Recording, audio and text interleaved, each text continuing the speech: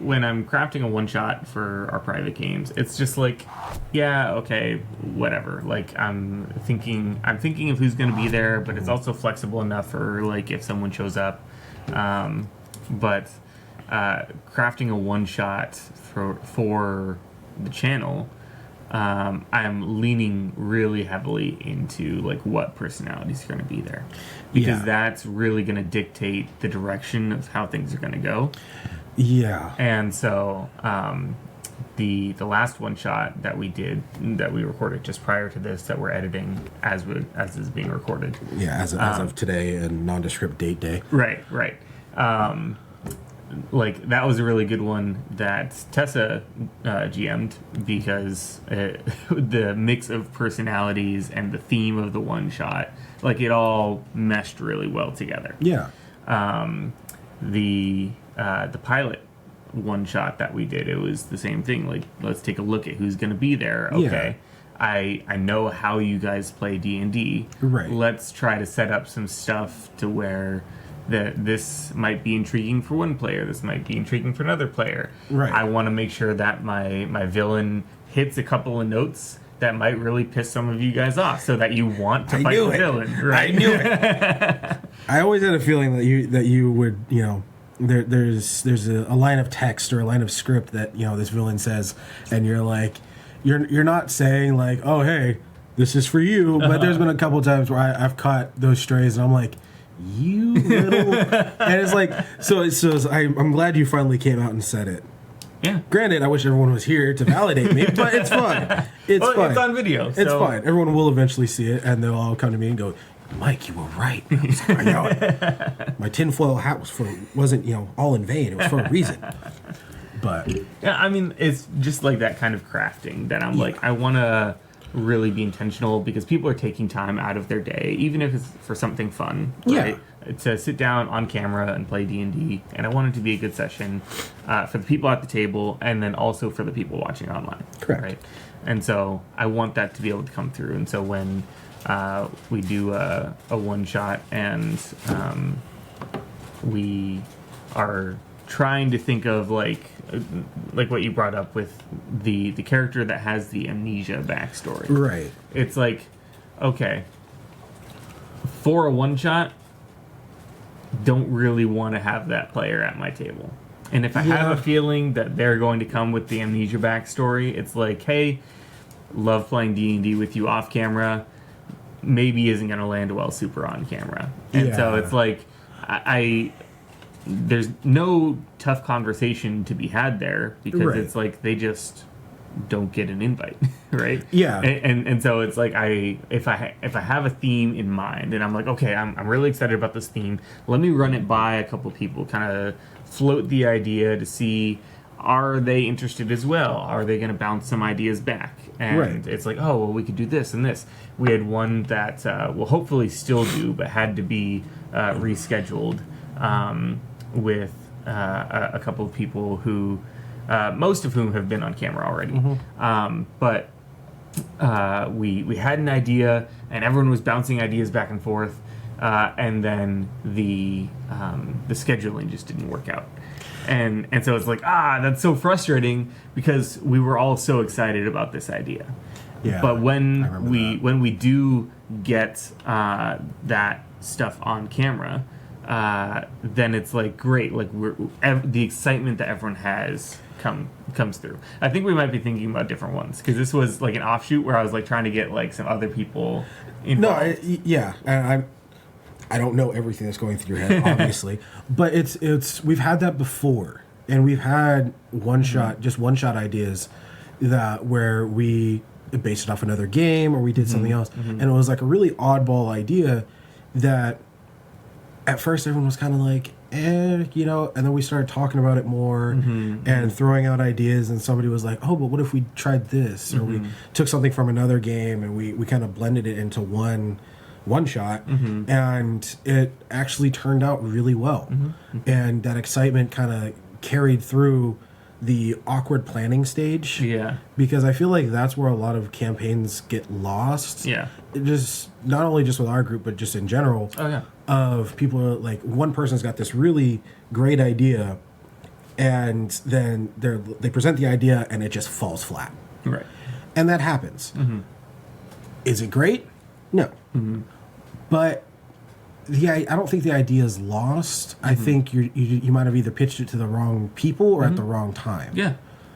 Because we've hashed over a couple ideas that with one group didn't work. Like the group dynamic wasn't correct. But we kind of swapped out people, and we're like, okay, this actually works. Yeah. Yeah. So it can happen. And so I'm kind of curious to see how this pans out. Yeah.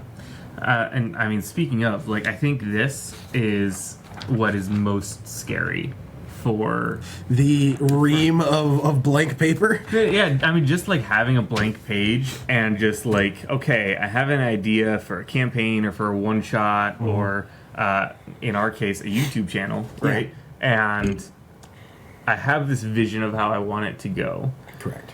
But I don't really have the details. And so what I'm left with is a blank piece of paper, and I know I have to start somewhere, but I want it to be fantastic. Right. And that's not a bad thing to want something to be fantastic. But part of the reason why I'm okay with, like, okay, yeah, I can admit that I'm not the greatest editor or audio engineer or lighting operator, camera operator, whatever. Yeah. I'm both in front of the camera and behind the camera, and so I can't really do either like really well. But what I believe my strength to be is my ability to just throw spaghetti at the wall and start doing it. And we'll kind of like build the plane as we're flying it, so to speak. Yeah. But I mean that's also D&D, to be fair. Yeah. The number of jokes online of, the DM in the beginning, I think, is like super excited and like super like ready to go all the time. D&D's on Friday, and by Wednesday they've got a full, mission campaign set up for that one night. They're ready to go. And I feel kind of I agree with you on that. Just like I don't know where to go with this campaign, but you being arguably our most recent forever DM, I do feel kind of bad about that, because in the beginning you were, in like the beginning of all of our campaigns, you're always like, yes, here's all this stuff and we're ready to go, and by 3 months in I have a piece of paper with Goblin the Goblin on it. Right. And so, again, I apologize, because we've established that we should rotate out DMs more. But you have this way of, like you said, building the plane as you're flying it. And all of us being the passengers of that plane, we have no idea. Arguably, we're treated like first class passengers. We're doing great. Everything's fine. We're getting little pretzels and peanuts and tiny bottles of soda, and it's great. However, you're up there like putting out fires, trying to make sure everything goes right. So, how? I guess that's another question: is how do you do that? Do you just do it? Is that a thing that you found that you can do, or can it be taught? Oh, it's definitely a skill. Please teach me. Yeah, it's a skill. It's essentially like a muscle that you work out. Okay. Right? Like, it was my first campaign, right? Full length campaign. Right. When we stopped doing like D&D pre-written modules. Yeah. And I was like, I want to do something kind of reminiscent of the Infinity Stones. Right. Yeah. And the whole premise of that campaign was essentially, what if there were these Infinity Stone-like things, and we weren't recording it, so like I had no problem being like, yeah, guys, they're basically Infinity Stones. Yeah. But they were based around the different schools of magic. They all had magical abilities that like went with them. And you had to be of a certain power level or stat in order to wield them. But the premise was, what if a Thanos-like character actually succeeded? Like, what if the Avengers never stepped in, right? Or what if the Avengers were defeated and then stayed defeated, and instead of, like, wiping out half the population like Thanos did, just decided, I am just going to recreate the world. right? Forming in his own image, sort of. Yeah, and so it's like there's these fractured elements of all of these different different worlds that all collide into one thing. And in my mind, it was a really cool concept. And the structure of the Infinity Stones and like having it be kind of the MacGuffin for the campaign of like we need to go and collect all the Infinity Stones, but there's all this other stuff that you can do along the way, all these different plot threads. Yeah. Side quests and offshoots and Yeah.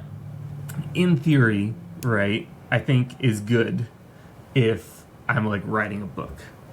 But what ended up happening was I burnt myself out working on all of the details. I was like, I need to figure out every single location, all of its major NPCs, what are the different like side quests that they can do in these areas. And it's like, okay, basically I'm creating a mashup of Infinity War and Skyrim. Yeah. And it's all being held in my brain. Yeah. And so that ended up not turning out as great as I wanted it to be. It was my first kind of full campaign. I had big ambitions, and then things kind of toward the front end, like you were saying, like it's like there's this whole kind of well thought out plan, and then for the second half of the game, it's like, okay, so I need to figure out a way to hurry this up. Because also at the time I was getting married, and it was like I don't really know what's gonna happen after here. Because I'm gonna be moving to a new place, and we'll see. So we should probably wrap this up quick, but really we're only like 25% through the content that I had planned, and so I kind of realized like the major issue with most D&D groups is scheduling, right? You never know. At some point, like someone's gonna drop out, or someone moves away, or something happens, and you don't play for a month, or potentially longer, right? Right. And so it's like, why am I wasting all of this energy trying to figure out every single detail, when really it's like, okay, let's get the premise down, and let's kind of like lay the railroad tracks out as. Oh, okay. Well, that's a bad example. But let's pave the streets in front of the car, right? Yeah. Because I'm not one that likes to railroad and say like, okay, this is the next plot point, guys. Go and do this. Like that's not fun. No. There's no player agency in that. But it's like at some point, like you as a DM do have to prepare. Yeah. And so it's like, okay, let me figure out like what might be something interesting based off of the trajectory of where the party is going. What's an interesting next step?